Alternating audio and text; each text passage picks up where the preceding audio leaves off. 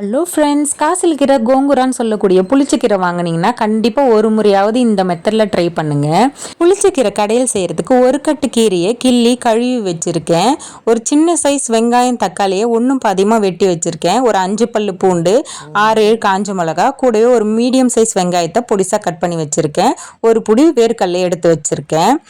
இந்த மாதிரி குழிவா குண்டா மாதிரி இருக்கிற ஒரு பாத்திரம் எடுத்துக்கோங்க. அதில் கழுவி வச்சிருக்க கீரையை சேர்த்துக்கலாம். கூடவே ஒரு சொம்பு தண்ணி சேர்த்துட்டு இது கூட வச்சிருக்க வரமிளகா, ஒன்றும் பாதியமாக வெட்டி வச்சிருக்க வெங்காயம் தக்காளி பூண்டு கூட தேவையான அளவு உப்பையும் சேர்த்து ஒரு மூடி போட்டு இது வேக வச்சுக்கலாம். ஸ்டவ்வை மீடியம் ஃப்ளேம்லேயே வச்சுக்கோங்க. ஒரு 2 நிமிஷம் ஆனதும் பாருங்கள், இது லைட்டாக பொங்கி வர ஆரம்பிக்கும். அப்போது இந்த மூடியை எடுத்துகிட்டு ஒரு கரண்டியை வச்சு மேலேயும் கீழேயுமா கலந்து விடுங்க. பாருங்கள், இப்போ கீரையோட கலர்லாம் நல்லா மாறி இருக்கு.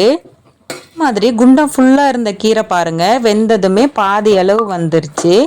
இந்த மாதிரி மேலேயும் கீழேயுமா கலந்து விட்டு இதை மூடி போட்டு ஸ்டவ் மீடியம் ஃப்ளேம்லேயே வச்சு ஒரு 5 நிமிஷம் வேக வச்சுக்கலாம். இது இருக்கட்டும். சைட் பை நம்ம வேர்க்கடலை எடுத்து வச்சுருக்கோம் இல்லையா, இது இந்த மாதிரி சேர்த்து வறுத்துட்டு தோலெல்லாம் நீக்கிட்டு கொரன்னு இந்த மாதிரி அரைச்சி எடுத்துக்கலாம்ப்பா. இப்போ ஒரு 5 நிமிஷம் ஆயிடுச்சு. ஓப்பன் பண்ணி பார்க்கலாம்.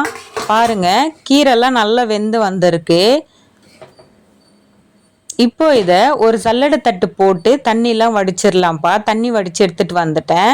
இதில் போட்டோம் இல்லையா காஞ்ச மிளகா, அதை மட்டும் முதல்ல எடுத்து ஒரு பருப்பு சட்டிக்கு சேர்த்து மத்து வச்சு ஒரு 4 சுற்று சுற்றுனாவே இது நல்லா மசிஞ்சிரும். அதுக்கப்புறம் நம்ம கீரையை சேர்த்து கடைஞ்சிக்கலாம்.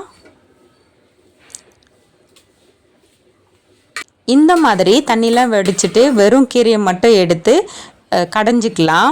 இல்லை உங்களால் கடைய முடியல அப்படின்னா ஆற வச்சுட்டு மிக்ஸி ஜாருக்கு மாற்றி ஒரு 4 சுற்று சுற்றி எடுத்துக்கோங்க. நான் கடைஞ்சி எடுத்துகிட்டு வந்துட்டேன் பாருங்கள்.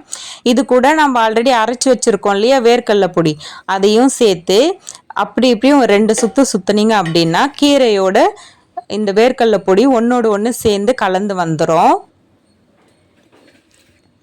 இந்த மாதிரி நல்லா கலந்துருங்க. இப்போ உப்பு தேவைப்பட்டதுன்னா உப்பு சேர்த்துக்கோங்க.